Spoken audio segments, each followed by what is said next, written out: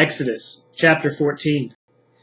Then the Lord said to Moses, "Tell the people of Israel to turn back and encamp in front of Pi-hahiroth, between Migdol and the sea, in front of Baal-zephon. You shall encamp facing it by the sea, for Pharaoh will say of the people of Israel, 'They are wandering in the land. The wilderness has shut them in.' And I will harden Pharaoh's heart, and he will pursue them. And I will get glory over Pharaoh and all his host. And the Egyptians shall know that I am the Lord." And they did so. When the king of Egypt was told that the people had fled, the mind of Pharaoh and his servants was changed toward the people. And they said, "What is this we have done, that we have let Israel go from serving us?" So he made ready his chariot and took his army with him, and took 600 chosen chariots, and all the other chariots of Egypt, with officers over all of them. And the Lord hardened the heart of Pharaoh, king of Egypt, and he pursued the people of Israel while the people of Israel were going out defiantly. The Egyptians pursued them, all Pharaoh's horses and chariots, and his horsemen, and his army, and overtook them, and camped at the sea by Pi-hahiroth, in front of Baal-zephon. When Pharaoh drew near, the people of Israel lifted up their eyes, and behold, the Egyptians were marching after them. And they feared greatly. And the people of Israel cried out to the Lord. They said, "Moses, is it because there are no graves in Egypt that you have taken us away to die in the wilderness? What have you done to us in bringing us out of Egypt? Is not this what we said to you in Egypt?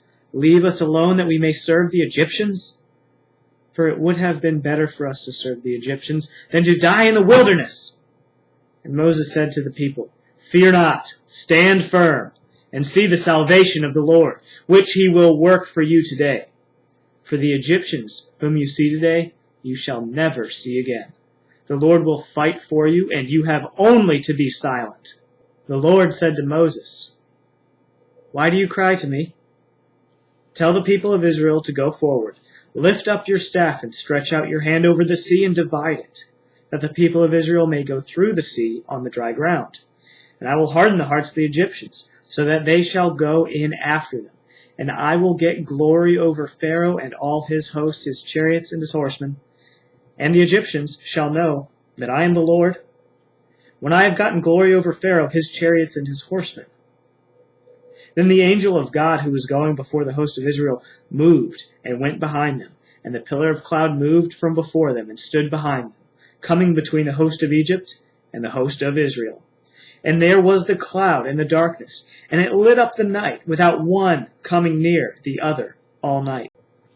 Then Moses stretched out his hand over the sea, and the Lord drove the sea back by a strong east wind all night, and made the sea dry land, and the waters were divided. And the people of Israel went into the midst of the sea on dry ground, the waters being a wall to them on their right hand and on their left. The Egyptians pursued and went in after them, into the midst of the sea, all Pharaoh's horses, his chariots, and his horsemen. And in the morning watch the Lord in the pillar of fire and of cloud looked down on the Egyptian forces and threw the Egyptian forces into a panic, clogging their chariot wheels so that they drove heavily. And the Egyptians said, "Let us flee from before Israel, for the Lord fights for them against the Egyptians."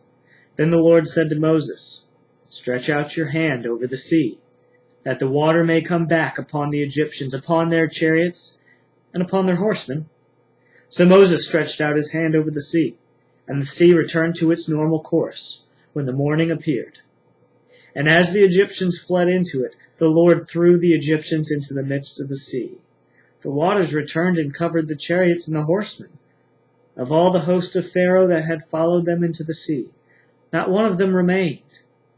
But the people of Israel walked on dry ground through the sea, the waters being a wall to them, on their right hand and on their left. Thus the Lord saved Israel that day from the hand of the Egyptians. And Israel saw the Egyptians dead on the seashore. Israel saw the great power that the Lord used against the Egyptians. So the people feared the Lord, and they believed in the Lord and his servant Moses.